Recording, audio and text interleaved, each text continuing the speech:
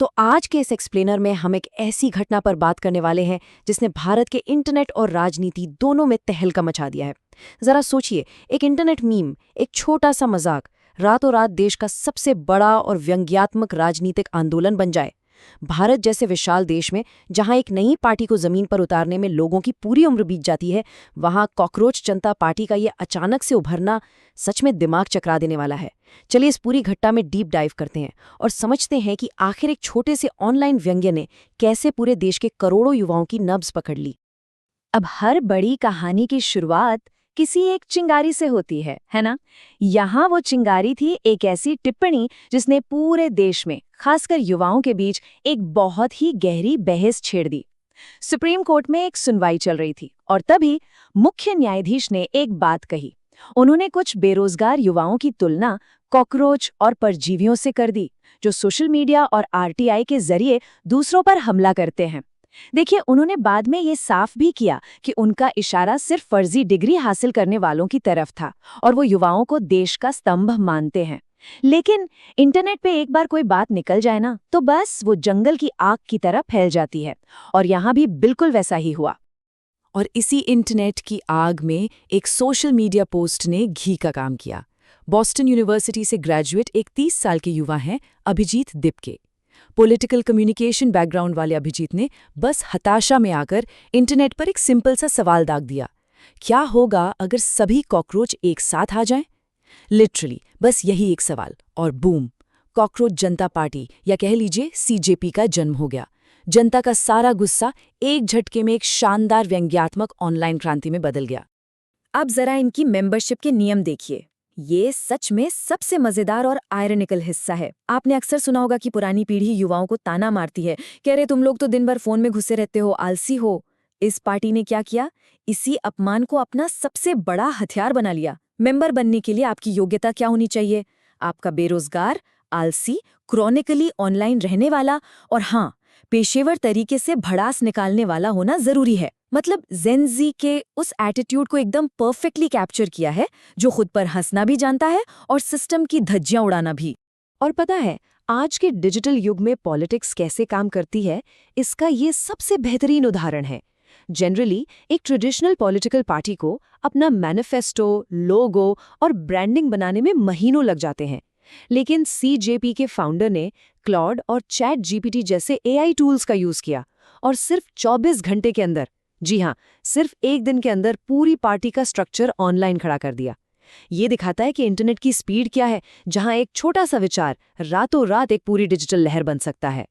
लेकिन रुकिए, इन सारे मीम्स और हंसी मजाक के पीछे ना एक बहुत ही कड़वी सच्चाई छुपी है।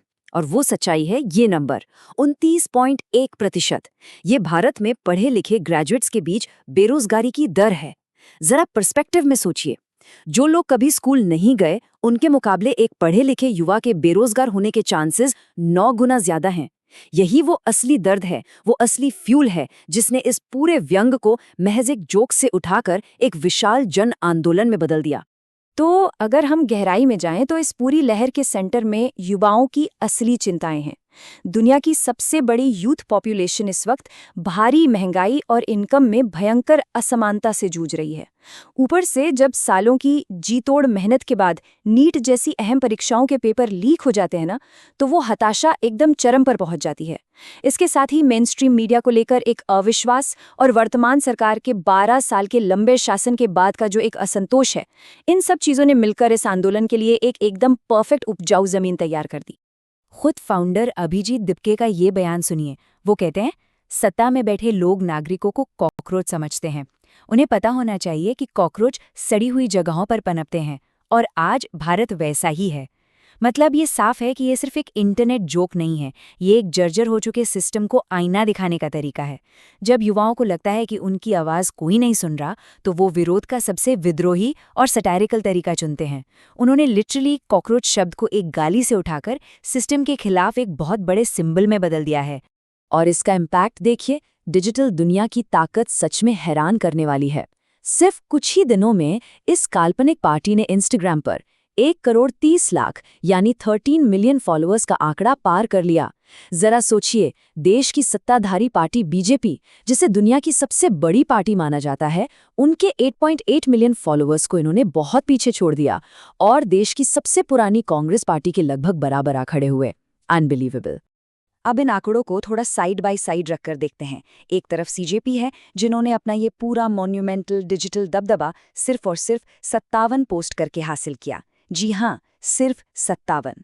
और दूसरी तरफ वो स्थापित राजनीतिक पार्टियां हैं, जिन्होंने सालों की मेहनत में 18,000 से ज्यादा पोस्ट करके अपना वो मुकाम बनाया है। इसे कहते हैं एल्गोरिदम और रिलेटेबिलिटी की असली जीत। मतलब जब कोई मुद्दा सीधे लोगों के दिलों पर चोट करता है ना, तो बड़ी से बड़ी मशीनरी भी उसके सामने छोटी पड़ जाती है। और देखते ही देखते बात सिर्फ मीम से बहुत आगे निकल गई। पार्टी ने अपना जो मैनिफेस्टो जारी किया वो बहुत ही स्पेसिफिक और सीरियस पॉलिसी डिमांड्स पर बेस्ड था।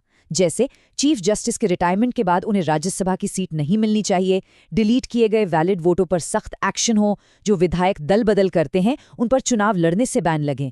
इसके अलावा मीडिया के दुष्प्रचार पर रोक और सरकार में महिलाओं का ज्यादा प्रतिनिधित्व।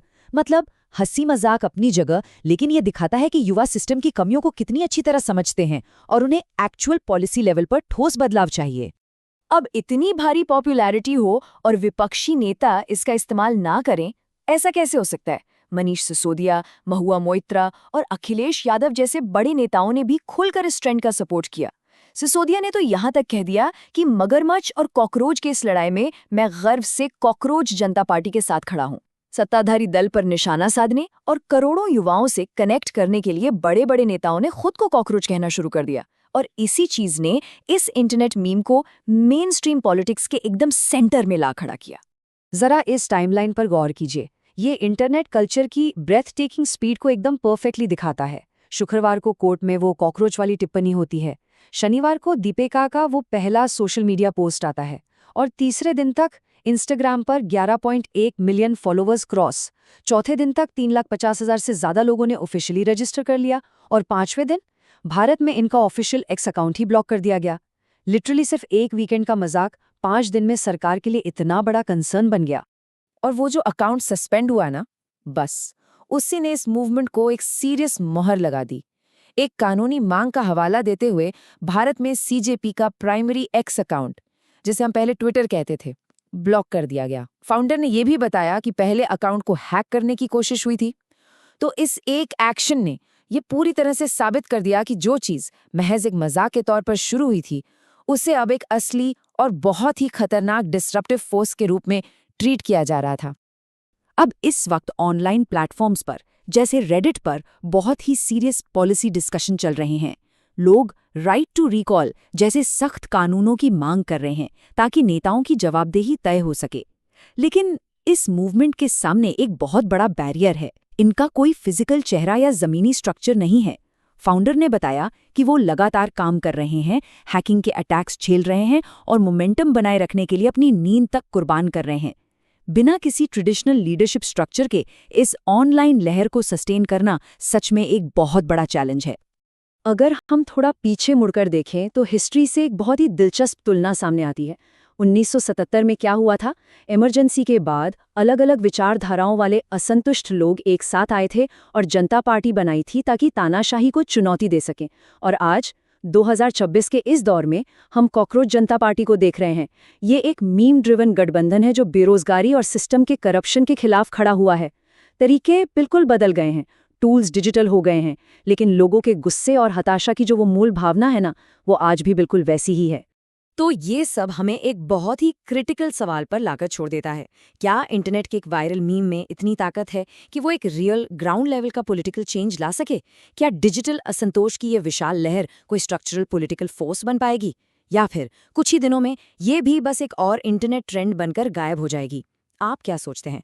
इस एक्सप्लेनर से जुड़ने के लिए शुक्रिया और इस सवाल पर जरूर विचार कीजिएगा।